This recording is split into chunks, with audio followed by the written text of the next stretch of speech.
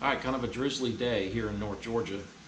This is actually the remnants of the hurricane that came through the Carolinas, and I'm hanging out in the garage with Jake, of course, and tinkering around with the Jeep a little bit, and got out the body mounts that I bought. I probably had these body mounts for about a year, and honestly, I put this project off because it just doesn't look like that much fun to do. So like most things Jeep, and in particular most things CJ, there's information out there about the body mounts, but there's not a lot of information in one place. So hopefully this video will be a one-stop shop if you want to change the body mounts on your CJ. So I bought a energy suspension polyurethane kit, and I'm going to walk you through that kit. I'm going to walk you through the instructions, where the instructions are wrong, some stuff on the internet, some stuff in the CJ forums, and then show you a couple of things that I'm learning as I go. Now, I haven't started on this project yet, but the one thing that I've consistently read from everybody is if you can get the bolts out, then the project's pretty simple. And fortunately for me, actually my body mounts really aren't in that bad a shape, and fortunately for me, I was able to loosen all the bolts. So I've already done that, and I did spray some PB Blaster. I just gave it about 15-20 minutes, and then I had to torque on some pretty hard, but they all came loose. So let's take a minute to walk through the kit that I bought. Let me show you the instructions and kind of lay it all out in the order that I'm going to install it. All right, here's the package that it came in. It is a energy suspension body mount bushing set, and it is obviously the one for the CJ7. So the bushings are kind of laid out like they'll go in. These are the ones for the front. The very front, right underneath the radiator support, there's a body mount there. Then you've got 8 of these guys and 2 of these guys. These come apart, obviously, and they have the sleeves already built in for you. But this one here has got a larger piece on it there compared to that one. And the instructions say to put that in position 3, which would be with the grill support body mount, that's 1, and then 2, 3. So it says to put it in position 3, but my understanding is that is incorrect. And the larger donut, for lack of a better word for it, the larger donut goes on position 2, which would be the position right up there, right about where it says Jeep.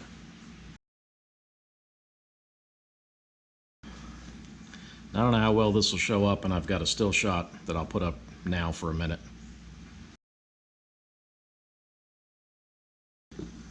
So you can see it says position 3 is the 4018, and these are numbered 4018, and that goes in position 3, which is kind of that middle body mount that's on the side, which is really actually about right there on the Jeep.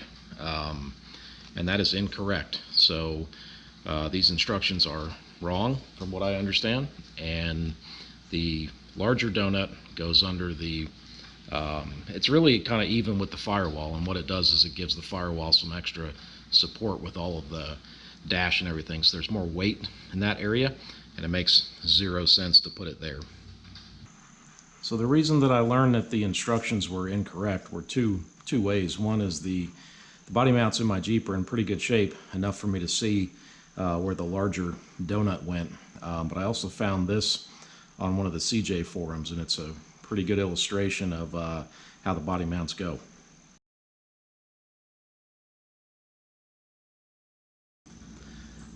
So the other thing that I bought was a stainless steel body washer kit. Now they got these in stock at Morse 4x4, but they're a discontinued item, and they're only available until supplies run out.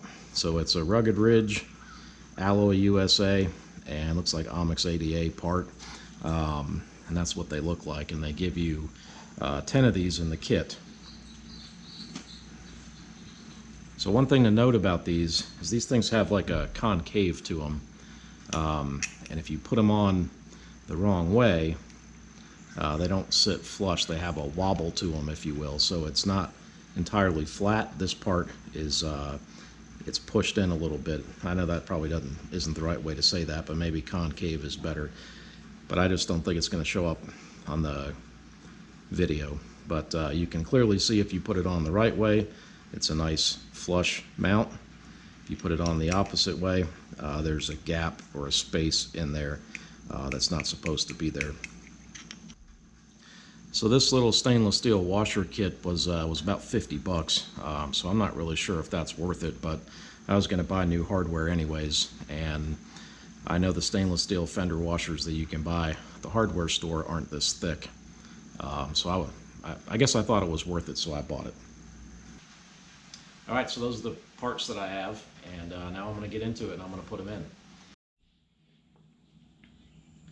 All right, so one thing I learned is that this back position here in front of the rear tire, from this one spot, you can really jack up the entire side of the Jeep, and it's pretty reinforced right there, and it's a good spot. It gives you access to all the body mounts on the entire side of one side of the vehicle, just from that one spot.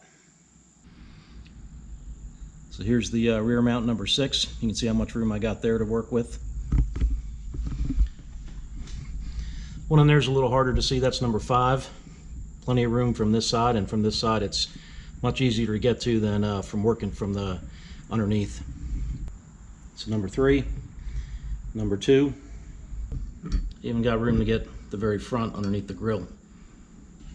So again, all the entire side of one body, just from that one position there.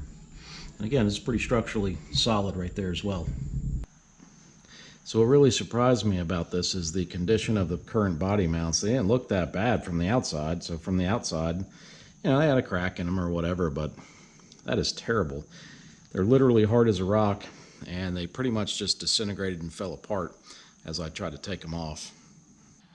Okay, so I got one side at least apart, and I've got all the old body mounts out, and these are the sleeves that you're supposed to reuse.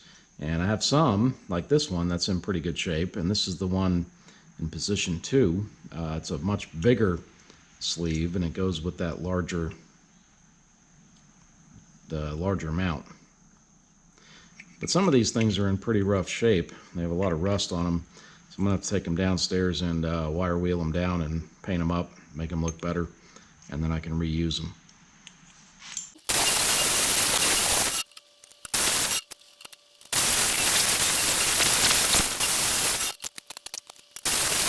Alright, here's what they look like cleaned up, and that one's pretty good shape. This one's in pretty good shape. These are rough, to say the least. So, pretty pitted, but structurally still pretty sound.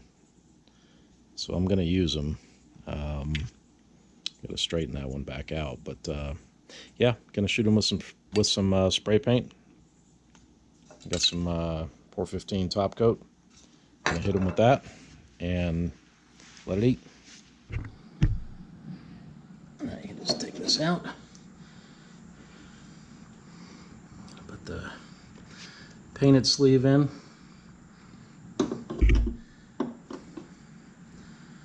Now I need to go higher. So another thing I wanted to show you guys with this number 5 body mount, and it's right in there, and it's actually easier to get to, as I said before, from this side of the Jeep once it's jacked up. But there's this reinforcement piece that you don't have to take this off, but I wanted to take it off to show you. So on one side, you've got a nut or a bolt that's screwed in, and it slides into that groove, and that holds it up on the side closest to the back of the Jeep. And then this goes underneath that mount, and this piece just sits on top of it like that, and then your bolt comes in through the bottom. Kind of an awkward way to do it, but that's what it looks like. It's a little hard to get to from underneath, and one trick I learned is wait until you jack the Jeep up, and you can actually access the this bolt a little easier from right in there versus laying on your back and fighting with that gas tank. So I didn't have to drop my gas tank or lower it at all to get this done. Okay, so this is body mount in position 6. It's in the very back of the Jeep, and this is how it looks from the inside.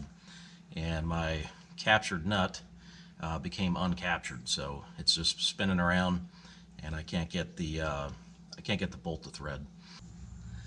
So this thing has kind of like a sheet metal box around it right here, and I've got to cut a square out of this to be able to get to it and drop a bolt down. So that's what I'm going to do now.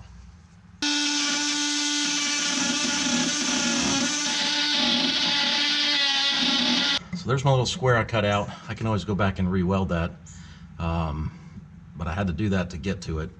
And what I'm going to do now is just take a bolt and just drop it down and drop it through. Okay, all set. I got this one in. Not the prettiest way in the world to do it, but it's done. I'm just going to push that piece of metal back up for now, and down the road somewhere I'll probably weld it.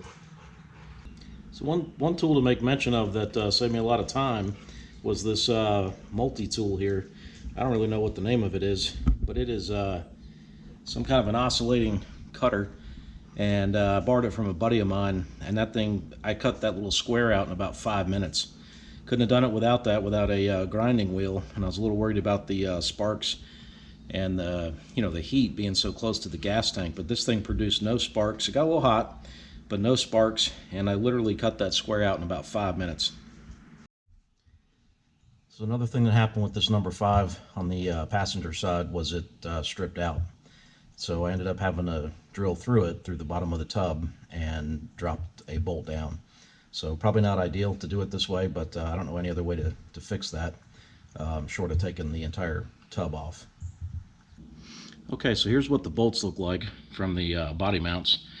So the position 1 is here, position 6 is here, and there's 1 and 6 are the 7/16 bolts. This one goes in the front under the grill, and this one goes obviously all the way in the back on the rear cross member.